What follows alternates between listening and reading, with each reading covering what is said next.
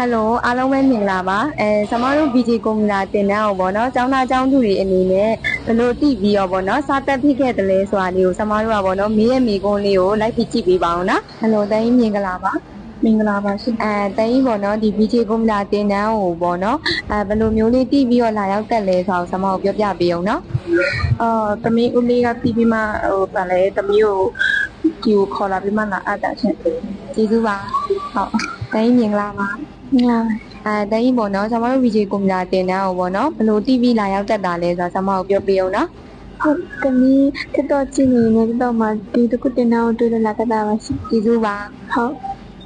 တိုင်းမြင်လာပါမင်္ဂလာပါကျမတို့ BG ကွန်ပျူတာတင်တန်းကိုပေါ့နော်တိုင်းရဘယ်လိုလုပ်ပေါ့နော်တည်ပြီးတော့လာတက်တယ်ဆိုတာလေးကိုကျမတို့ပြောပြပေးအောင်နော်တကယ်ချင်းကနေတစင်ပြီးလို့လာတက်တာပါကျေးဇူးပါဟုတ်ကဲ့သမီးမင်္ဂလာပါဆရာတို့ဗီဒီယိုလေးသမီးတို့ဘလို့သိပြီးတော့တက်ခဲ့အောင်ပေါ့တင်းနေလေးပြောပြဦးနော်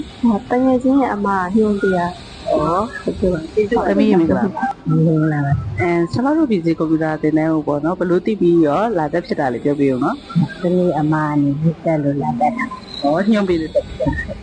ကျေးဇူးပါနော်သမီးမင်္ဂလာပါမင်္ဂလာရှိဆရာတို့ဗီဒီယိုကွန်ပျူတာတင်နေဦးပေါ့နော်သမီးဘလို့သိပြီးတော့တက်တာလေးပေါ့အားလေးနော်ပြောပြဦးနော်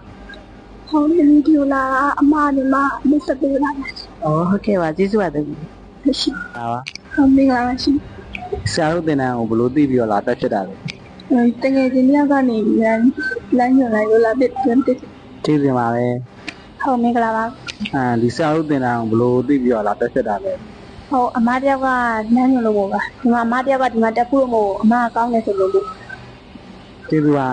ဒီမှာလေးဟုတ်ဒီဆရာတို့တင်တန်းကိုဘလို့သိပြီးတော့လာတက်ဖြစ်တာလဲဟုတ်တကယ်ချင်းကနေညှောလို့လာတက်ဖြစ်တာ